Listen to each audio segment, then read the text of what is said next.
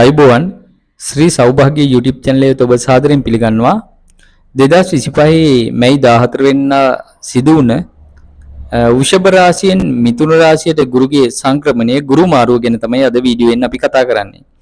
ඔබගේ ලග්නයට අනුව කෙටි පලාපල කිහිපයක් මෙහි සඳහන් වෙනවා.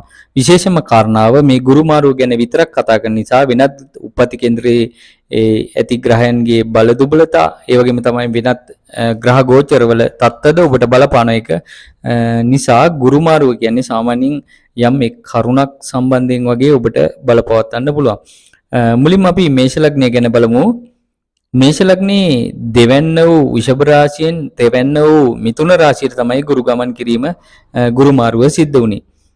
මේ ගුරු මාරුවත් එක්කම ඔබට සහෝදරාදීන්ට තමන්ගේ අයට උපකාර කිරීමට වගේම තමයි ඔවුන්ගේ උපකාර පැතීමටද හේතු වන කරුණු සිද්ධ වෙනවා.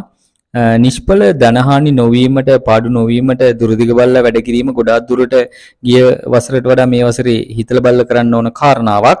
රැකියා කටයුතුත් ප්‍රවේශමෙන් කරගත යුතුයි. මංගල යෝග වගේ දේවල් වලට නම් මේෂ ලග්නෙන් උපන්න ඔබට සුබයි. වෘෂභ ලග්නෙන් උපන්න අයට වෘෂභ ලග්නෙන් දෙවන්න වූ මිථුන රාශියේ ගුරුගේ ගෝචරය සිද්ධ වුණා. වෘෂභ ලග්න හිමි ඔබට ආදායම් ලැබීමට යහපත් කාලයක් වෙනවා. පවුලටත් යහපත්. පවුලේ කැපිපෙන්න චරිතයක් විදිහට තමන්ව වැඩි තත්ත්වයක් තමන්ට ලැබෙනවා. දරුවන්ගේ කටයුතු වලට වැඩි මැදිහත් වීම ඒවට මහන්සි වෙන්න ඕන අවස්ථා වැඩි වෙනවා. එසේම ඔබට සමීප නෑදෑයින්ගේ කටයුතු වලට උපදෙස් දීමට උපකාර සිදු කිරීමට සිදුවන වර්ෂයක් ඔබට ධනය සම්බන්ධයෙන් නම් මේ වසර ඉතා හොඳයි කියලා කියන්න පුළුවන්. ඒ වගේම තමයි අපි බලමු මිථුන ලග්න හිමියයට 12 වෙනි සිට ගුරු මිථුන රාශිය වූ ලග්නයට ගමන් කිරීමක් තමයි මේ ගුරු මාරුවෙන් සිද්ධ වෙන්නේ. දරුවන් සම්බන්ධ බලාපොරොත්තු වලට කටයුතු වලට හොඳයි.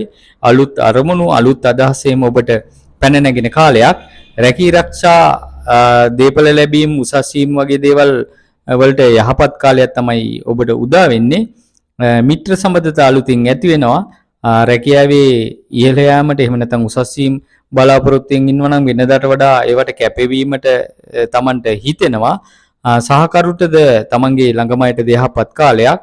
අනුන් ඕනෑවට වඩා විශ්වාස කිරීම නිසා පාඩු වෙන තැන් කීපයක් පෙන්ලා තියෙන නිසා ඒවෙන් ප්‍රවේශම් වෙන්නත් ඕනේ. ඒ වගේම තමයි උසස් අයකින් යම් යම් බාධා පොඩි ගැටලු වලටත් ඔබ ලක් වෙන්න පුළුවන්. ඒ ගැන දුරදිග බලලා හිතලා වැඩ කිරීමෙන් යහපත උදා කරගන්න පුළුවන්.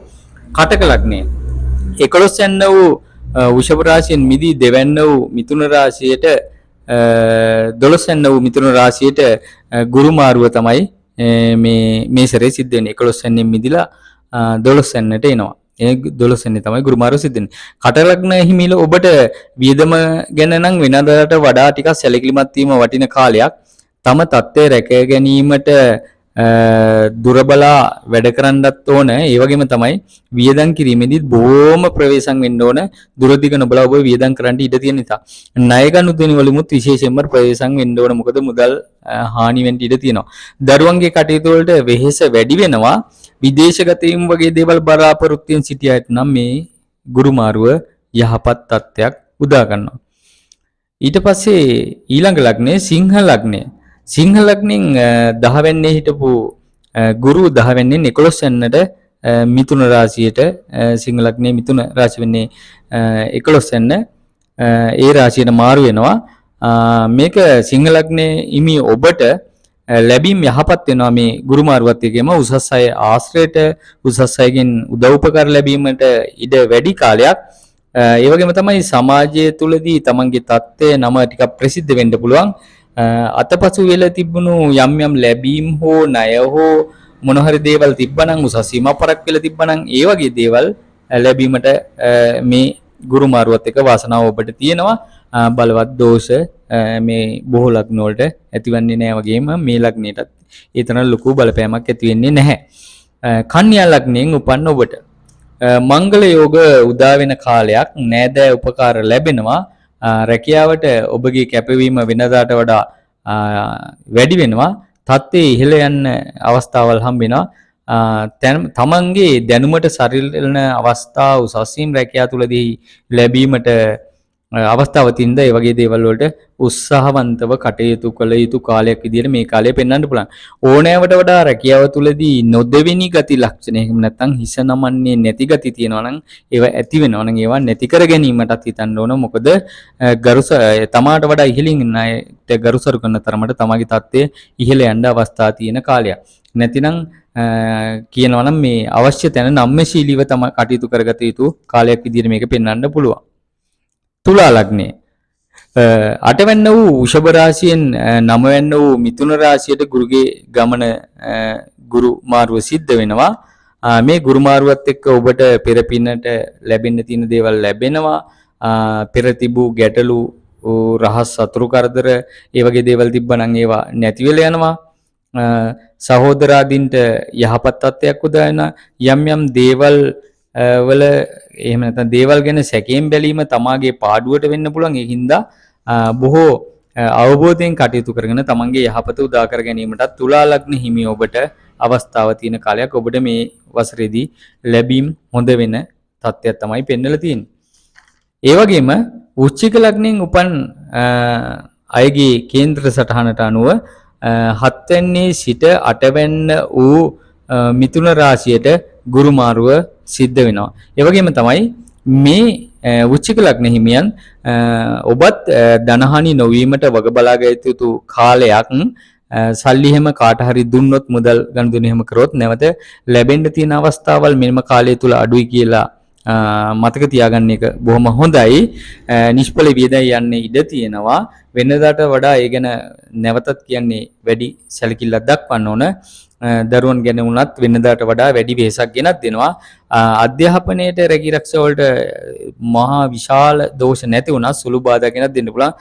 සෞඛ්‍ය තත්ත්වය පොඩ්ඩක් ඔය අස්ථි පාද උදර රෝග වැටීම් අනතුරු වගේ දේවල් නොවීමට ඔබ වග බලා ගැනීම වඩා වැදගත්. ධනු ලග්නයේට ධනු ලග්නේ 6 වෙනි වූ වෘෂභෙන් 7 වෙනි වූ මිථුන රාශියට තමයි ගුරු මාරුව සිද්ධ වෙන්නේ. පෙර වසරට වඩා යහපත් ප්‍රතිඵල ඔබට ලැබෙන වර්ෂයක්. අලුත් මිත්‍රයන් ඒ වගේම තමයි විවාහ පරක් වෙච්ච අය ඉන්නවනේ විවාහ යෝජනා මංගල යෝග උදා වෙන කාලයක්. ඒ වගේම තමයි තනි උත්සාහයෙන් තමන්ගේ ශක්තියෙන් ආත්ම ශක්තිය වැඩි වෙලා දිනු වෙන්න අවස්ථාව ඒකට හිත යොමු වෙන කාලයක්.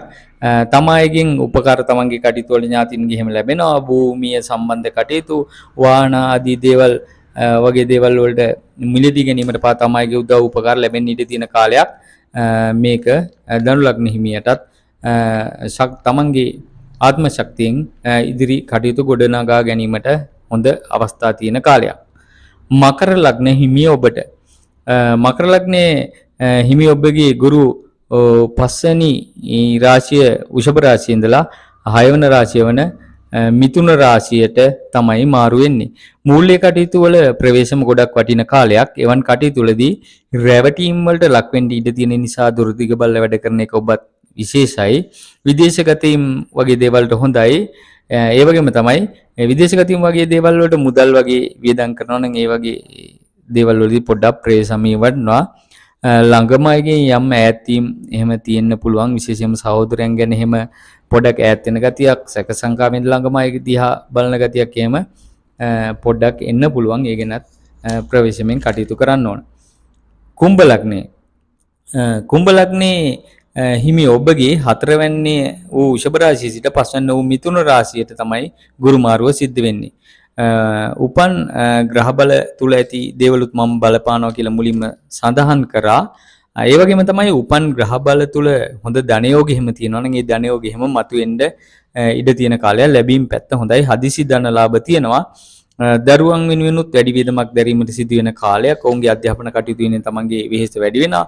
ඔබගේ උසස් අධ්‍යාපන කටයුතු ඉගෙනීම් කටයුතු කරන කෙනෙක් නම් ඒ වගේ දියුණු වෙන්න අවස්ථාවක් තියෙනවා. ඒ වගේම තමයි තමන්ගේ தත්ත්වය උසස් කර ගැනීම සඳහා තරඟ විභාග ආදියට මුහුණ දෙනවා නම් ඒ වගේත් යහපත ලබා ගැනීමට ගුරු මාරුව සුබඵල දෙනවා. ණයදීම් වගේ දේවල් වලදී නම් ඔය කුම්භ ලග්න හිමි ඔබ මේ කාලයේ ප්‍රවේශම් වෙන්න ඕන.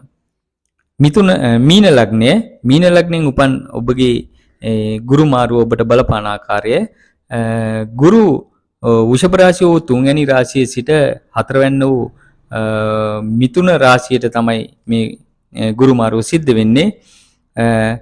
තමා අය ගැන, gedara ගැන, gedara අය ගැන වෙනදාට වඩා වැඩි අවධානයෙන් වැඩ කරන කාලයක්. ගෙදර කටයුතු වලදී ඔය අතපසු කරුණු තියෙනවා නම් නිවාස ඉදිකිරීම, වාහන මිලදී ගැනීම හෝ දේපල සම්බන්ධ කටයුතු වල යම් අතරමඟ නතර වෙලා තිබ්බ වැඩ තියෙනවා නම් ඒ වැඩ ඔබට නිම කර ගැනීමට අවස්ථාව ලැබෙන කාලයක්. රැකී ආරක්ෂා ලාභ ඔබට තියෙනවා. ඒ වගේම තමයි විශේෂයෙන්ම ඔබ තමන්ගේ අයට වඩා පොඩක් කැපී පෙනෙන තත්ත්වයක් එනවා. තමායට වගේම අන්‍යයන්ටත් උපදෙස් දෙන තත්ත්වයට ඔබපත් වෙනවා. වෙනදාට වඩා නිවසේදී නිදහසේ සිටීමට ඔබට අවස්ථා පෑදෙන කාලයක්. ඒ වගේම තමයි ගෙදර වැඩිපුර ගැවසීමත් ප්‍රිය කරන කාලයක් වෙන්න පුළුවන්. ඒක තමයි මීන ලග්නයේ මේ ගුරු මාරුවේ පලාඵලය.